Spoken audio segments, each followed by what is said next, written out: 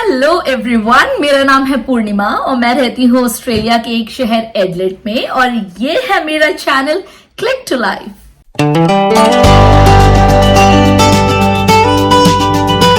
तो आज इस वीडियो में हम बात करने वाले हैं हमारे ऑस्ट्रेलिया वीजा की जर्नी के बारे में। हम बात करेंगे काफी सारे टॉपिक्स के बारे में, जैसे कि हमने ऑस्ट्रेलिया को ही क्यों चुना, हमारे ऑस्ट्रेलिया वीजा में कितना टाइम लगा, क्या क्या स्ट्रगल्स आए, हमारा वीजा कौन सा है, etcetera etcetera. So without doing any further ado, let's start.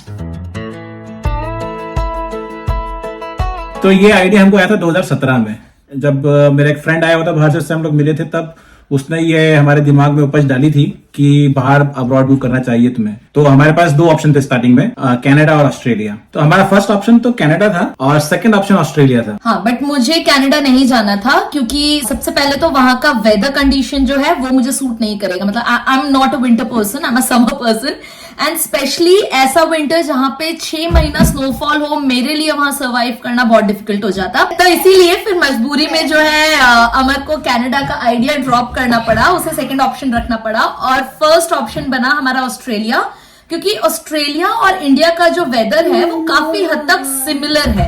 फिर हमको 2-4 महीने लगे डिसाइड करने में कि हम कौन सी कंट्री में जाना चाहेंगे। तो हमने जब फाइनली डिसाइड किया कि अब हम ऑस्ट्रेलिया जाने की सोच रहे हैं, तो हमारा जो प्रोसेस हमने स्टार्ट किया 2018 में स्टार्ट किया, जहां पे हमने बेसिक्स जो डॉक्यूमेंटेशन और जो प्रोसेस है उसकी जानकारी हमने निकालना शुरू करी, हमने रिसर्च करना शुरू करा उसके बारे में। हाँ, हमने अपने यहाँ पे जो फ्रेंड्स रहते हैं अमर के, उन फ्रेंड्स से बात की, उनसे पूछा यहाँ का माहौल कैसा है, यहाँ पे इमिग्रेंट्स के लिए क्या क्या फैसिलिटी है, क्या यहाँ मूव करना ठीक होगा या नहीं होगा, कौन सा वीजा हमें अप्लाई करना चाहिए। हमने काफी सारी इंफॉर्मेशन ली और उसके बाद फिर हमने अपना वीजा प्रोसेस ऑस्ट्रेलिया के लिए स्टार्ट किया 2018 में। ऑब्वियसली हमने जॉब अपॉर्चुनिटीज के लिए भी पहले सर्च करना शुरू कर दिया था, क्योंकि वो सबसे जरूरी पार्ट था।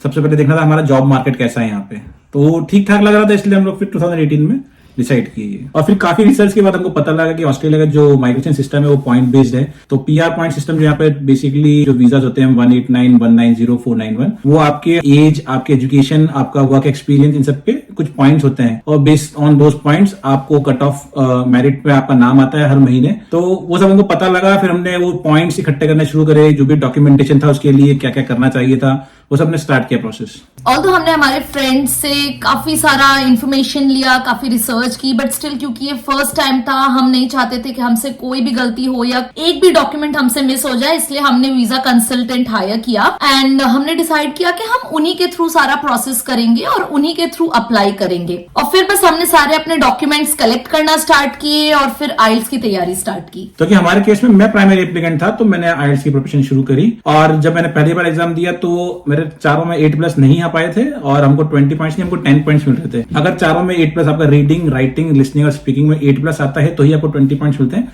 अदरवाइज आपको 10 पॉइंट्स ही मिलते हैं। हमारे केस में 10 पॉइंट्स हमारे लिए सफिशिएंट नहीं हो रहे थे पीआर इंश्योर करने के लिए, तो मैंने सेकंड अटेम्प्ट फिर दिया आइल्स का।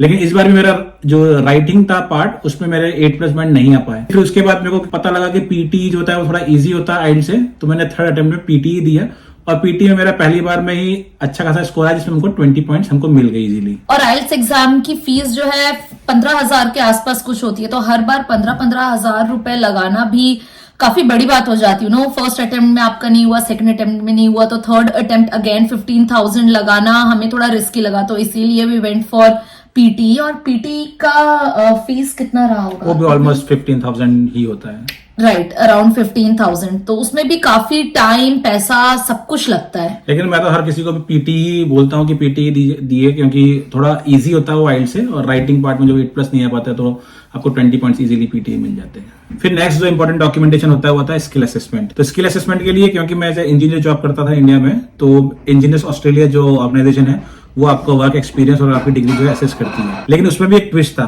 कि हमने जो फर्स्ट अटेम्प्ट जो हमने दिया था स्किल असेसमेंट के लिए, उसमें हमारे जो कंसल्टेंट थे उन्होंने हमको इंजीनियर्स ऑस्ट्रेलिया के लिए कुछ करियर एपिसोड्स हमको देने पड़ते हैं। जो लोग इंजीनियरिंग बैकग्राउंड के उनको समझ में आएगा कि करियर एपिसोड्स क्या होते हैं। तो वो हमको एक टेम्पलेट दिया था हमारे कंसल्टेंट ने, और वो टेम्पलेट के थ्रू ही मैंने पूरा अपना करियर एपिसोड्स बनाए थे। लेकिन वो फर्स्ट अटेम्प्ट में जो है रिजेक्ट हो गया, क्योंकि जो इंजीनियर्स ऑस्ट्रेलिया वाले होते हैं प्लेजियरिज्म को काफी सीरियसली लेते हैं। तो अगर आपने किसी और का टेम्पलेट या इस तरह से कुछ कॉपी किया होता है तो वो तुरंत पकड़ लेते हैं, उनके पास सॉफ्टवेयर होते हैं, वो तुरंत ट्रैक कर लेते हैं उसको। उसके बाद वो आपसे एक्सप्लेनेशन जरूर मांगते हैं कि आप एक्सप्लेन करिए कि आपका जो वर्क है आपका खुद का है, लेकिन वो 99% जो है वो रिजेक्ट ही हो जाता है, और कई केसेस में उसको बैन भी कर देते हैं कि भाई आप आगे 1 साल तक अप्लाई नहीं कर सकते। हमारे केस में लकीली हमको बैन नहीं किया गया था, हमको रिजेक्ट कर दिया गया था और हमसे बोला था कि आप फ्रेश जो है एप्लीकेशन दोबारा सबमिट कर दीजिए, कोई प्रॉब्लम नहीं है, आप कभी भी कर सकते हैं। और फिर उसके बाद जब हमें पता चला कि चलो थैंकफुली हमें बैन नहीं किया है, सिर्फ हमारा जो करियर एपिसोड है वो रिजेक्ट कर दिया, तो एक तरीके से ना ट्रस्ट भी शेक हो जाता है कि हमने जो कंसल्टेंट हायर किया है क्या वो सही है, क्या वो रिलायबल है या नहीं है। तो उसके बाद जब हमारे साथ ऐसा हुआ, जब हमारा करियर एपिसोड जो है रिजेक्ट हो गया था, देन वी म्यूचुअली डिसाइडेड कि अब हम नेक्स्ट जो करियर एपिसोड बनाएंगे हम कंसल्टेंट की हेल्प नहीं लेंगे, हम जो भी करेंगे हम खुद के बेसिस पे और खुद की पूरी मेहनत से करेंगे। तो फिर उसके बाद अमर ने अपना करियर एपिसोड दोबारा बनाया एंड देन फिर हमने कंसल्टेंट से बात की और कंसल्टेंट को बोला कि अब आप इसको सबमिट करिए ऑस्ट्रेलिया में।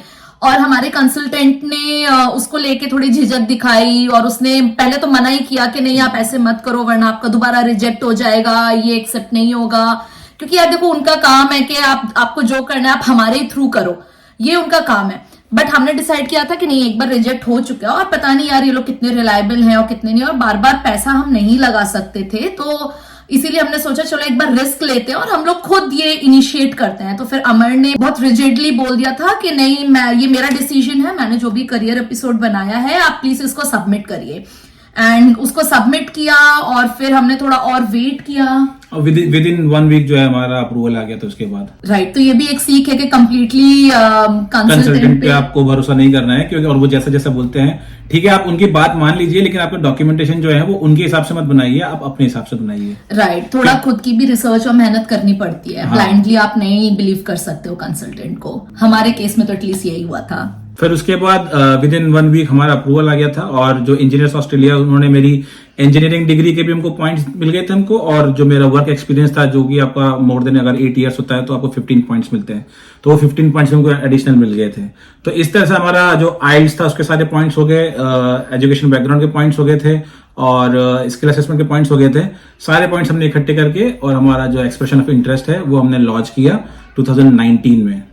राइट। और हमने जैसे ही ये किया पैंग कोविड-19 आ गया, और फिर वो बिगर शॉक था हमारे लिए, क्योंकि हम सारा डॉक्यूमेंट्स हमने सबमिट कर दिया था, सब कुछ हो गया था, और तभी कोविड आ गया और तभी न्यूज आई कि जितने भी कंट्रीज हैं उन सब ने अपने अपने बॉर्डर सीज कर दिए हैं, हर जगह पे प्रोसेसिंग रुक गई थी, कुछ भी नहीं हो रहा था, मतलब दुनिया मानो एकदम थम सी गई थी। और उसी बीच हमारा 2 साल एक्स्ट्रा लग गया वीजा आने के लिए। ये बात है 2020 की, यानी कि 2018 में हमने स्टार्ट किया था, 2 साल लगे डॉक्यूमेंट वगैरह सब सबमिट करने में, और तभी कोविड आ गया। और क्योंकि कोविड आ गया था और सारे बॉर्डर सीज हो गए थे, तो फिर हमारी होप भी धीरे धीरे कम होने लगी थी कि पता नहीं यार अब क्या होगा, पता नहीं वीजा मिलेगा नहीं मिलेगा, क्योंकि हम ऑलरेडी इतना पैसा इन्वेस्ट कर चुके थे, इतनी एनर्जी इतनी टाइम इन्वेस्ट कर चुके थे।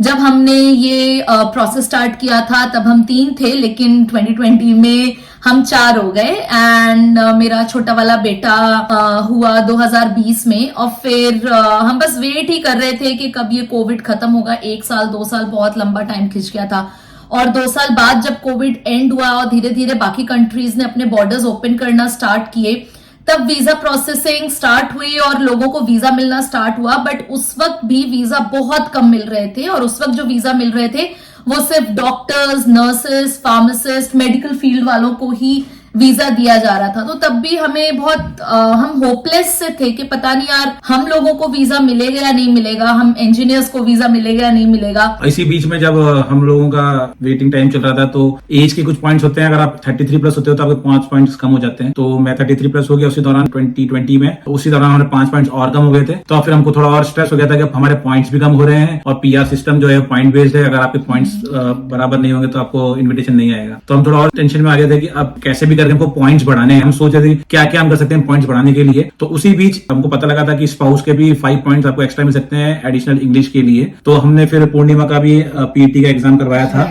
Just before delivery, 8th month pregnant थी उस टाइम पे। आई वॉज 8 months प्रेग्नेंट जब मैंने पीटी एग्जाम दिया था, और उस वक्त 8 month की प्रेगनेंसी में मैंने गाडरवारा से नागपुर ट्रैवल किया था, ओवरनाइट जर्नी थी, और that was a whole different story. वो बहुत ही खराब एक्सपीरियंस था, मतलब 8 months प्रेग्नेंट लेडी को कोई सीट नहीं दे रहा है, सोने के लिए कोई सीट नहीं दे रहा है। चलो, it was a whole different story, but ठीक है, हमने पीटी एग्जाम दिया and I scored really good, और फिर उसके वजह से अमर को 5 वापस हम लोग 5 पॉइंट्स एक्स्ट्रा मिले, तो हम वापस 85 पे हम लोग पहुंचे थे। और उसी दौरान क्योंकि कोविड था उस टाइम पे, इंटरनेशनल बॉर्डर सारे सील थे, तो एक और ट्रांसलेशन वाला एक टेस्ट होता है नाटी, जो सीसीएल के थ्रू होता है। उसमें आपको इंग्लिश टू हिंदी या जो भी आपकी नेटिव लैंग्वेज है वहां से आपको ट्रांसलेशन करना होता है। अगर आप वो कर सकते हैं तो आपको 5 पॉइंट्स एक्स्ट्रा मिलते हैं। कोविड से पहले ये जो होता था ये ऑस्ट्रेलिया में होता था, तो लोग स्पेसिफिकली 5 पॉइंट्स एक्स्ट्रा लेने के लिए ऑस्ट्रेलिया ट्रैवल करके आते थे, और वो हमने भी सोचा था कि 5 पॉइंट्स अगर और चाहिए तो ऑस्ट्रेलिया जाके मैं टेस्ट देके आता हूँ। लेकिन कोविड में मान सकते हैं कि ब्लेसिंग इन डिसगाइज था हमारे लिए कि हमको वो ऑनलाइन ऑप्शंस मिल गया हमको उसमें नाटी में। तो जैसे हमको पता लगा कि इसमें ऑनलाइन ऑप्शन खुल गया है अब, तो हमने फटाफट टेस्ट को बुक कराया हमने। हाँ, और ये जो टेस्ट है ये भी हमने काफी स्ट्रेसफुल सिचुएशन में दिया था, क्योंकि जब हमने टेस्ट देने का डिसाइड किया था उसी वक्त जो है आई लॉस्ट माय फादर इन 2020, और क्योंकि हम इस एग्जाम के लिए पहले ही फीस भर चुके थे, इसकी फीस है 40,000, हम ऑलरेडी 40,000 रुपीज लगा चुके थे, और उसी बीच because I lost my father, और वो एग्जाम अमर ने दिया, तो उन्होंने बहुत ही स्ट्रेसफुल कंडीशन में दिया, और हमारे ऊपर एक प्रेशर था कि ये एग्जाम हमें एक ही बार में पास करना है, क्योंकि दोबारा 40,000 लगाना पता नहीं वर्थ होता या नहीं होता। तो समहाउ ही पास्ड, और उस एग्जाम के हमें 5 पॉइंट्स और मिले थे। तो ये जो सारी कहानी चल रही थी ये सब 2018 से 2020 के बीच में चल रही थी, और 2020 के बाद नवंबर 2021 में हमको पहली बार 491 का प्री इनवाइट आया साउथ ऑस्ट्रेलिया से। तो प्री इनवाइट में ऐसा होता है कि आपको 491 जो रीजनल वीजा होता है, रीजनल स्टेट स्पॉन्सर्ड वीजा, वो आपको प्री इनवाइट भेजते हैं, और वो हमने फिर एक्सेप्ट किया, और उसके साथ हमको एक registration of interest ROI submit करना होता है, जिसमें आपको एक्सप्लेन करना होता है कि आप उस पर्टिकुलर स्टेट में जाके आप किस तरह से उनके इकोनॉमी में कंट्रीब्यूट कर पाएंगे, और आप किस तरह से वहां पे जाके मतलब रह पाएंगे, आपका जॉब अपॉर्चुनिटीज वहां पे कैसा है, और आपका बैकग्राउंड कैसे वहां पे मैच करेगा, वो सब चीजें आपको लिखनी पड़ती है, उसमें देना होता है। फाइनली जब वो एक्सेप्ट होता है तो उसके बाद हमको फाइनल इन्वाइट आया, और वो आया था हमको दिसंबर 2021 में, जब हमारा 491 फाइनल इन्विटेशन मिला हमको। तो फाइनली जब हमारे पास फाइनल इन्विटेशन आ गया 491 के लिए, तो हमने सारे अपने डॉक्यूमेंटेशन तैयार करना शुरू करे। उसके लिए आपको 2 महीने का टाइम मिलता है, और आपको उससे पहले अपनी जो है एप्लीकेशन लॉन्च करनी होती है, जिसको बोलते हैं EOI लॉन्च करना। तो हम लोगों ने हमारे सारे डॉक्यूमेंट्स तैयार करे, प्लस पुलिस क्लियरेंस भी हमने पहले ही करवा लिया, क्योंकि वो आप बिफोर हैंड करवा के रख सकते हैं, लेकिन जो मेडिकल होता है, मेडिकल में आपको एक हैप ID चाहिए होता है, जो कि आपको EOI लॉन्च होने के बाद ही मिलता है। तो हमने फाइनली 10 फरवरी 2022 को हमने हमारा EOI लॉन्च किया था विथ ऑल द डॉक्यूमेंट्स, और उसके बाद हमने हमारा मेडिकल्स बुक करे, और मेडिकल्स हमने उसी के बाद तुरंत फेब एंड में हमने हमारे मेडिकल्स कराए थे पूरे चारों के। हम 189 वीजा का भी वेट कर रहे थे, हमें लगा था 189 वीजा आएगा, बट क्योंकि हमें 491 पहले मिल गया था और हम ऑलरेडी 3 साल वेट कर चुके थे, तो हमें उस वक्त ये था कि जो भी वीजा आ रहा है, जो भी इनवाइट आ रहा है, एक्सेप्ट कर लो। इसीलिए हमने 189 का वेट किया नहीं, हमारे पास 491 पहले आया, तो हमने 491 एक्सेप्ट कर लिया, और उसी के साथ आगे बढ़ने का हमने डिसाइड किया। क्योंकि वो पॉइंट जो था बहुत अनसर्टेन पॉइंट था, क्योंकि कोविड के बाद बॉर्डर्स खुले ही थे, तो सब यही बोल रहे थे कि जो हाथ लग रहा वो ले लो, नहीं तो बाद में पता लगा 189 भी नहीं मिलेगा, 491 भी नहीं मिलेगा, और आपके डॉक्यूमेंट्स जो होते हैं, स्किल असेसमेंट और ये सब, ये 3 साल के लिए वैलिड होते हैं। इवन आपका जो IELTS टेस्ट होता है, PT टेस्ट होता है, एक बार वो एक्सपायर हो जाएगा तो फिर आपको दोबारा वही प्रोसेस 0 से स्टार्ट करना पड़ता है। इसलिए हम लोगों ने 491 जैसे हमको मिला, हमने उस अपॉर्चुनिटी को ग्रैब किया। और इन सब के बाद जब हमने फाइनली पूरी फैमिली का मेडिकल करवाया, और मेरा छोटा वाला बेटा उस वक्त 1 साल का था, तो क्योंकि वो 1 साल का था, उसका एक्सरे नहीं हुआ था, उसका ब्लड सैंपल लिया गया था, तो उसके ब्लड सैंपल की जो रिपोर्ट है वो फॉल्स रिपोर्ट आई थी, जिसकी वजह से हमें उसका दोबारा मेडिकल करवाना पड़ा, और जब उसका दोबारा मेडिकल हुआ तो उसका एक्सरे हुआ था, और थैंकफुली उस वक्त सब कुछ क्लियर आ गया था। फिर वो रिपोर्ट फाइनली जो है इमी अकाउंट में अपडेट की गई। अब जब हमने सबका मेडिकल सबमिट कर दिया था,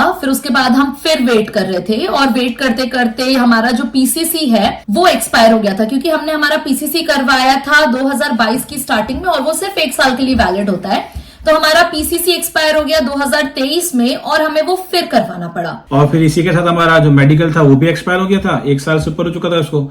लेकिन मेडिकल के केस में ऐसा होता है कि आप खुद से नहीं करवा सकते जब तक वो आपसे मांगेंगे नहीं डॉक्यूमेंटेशन।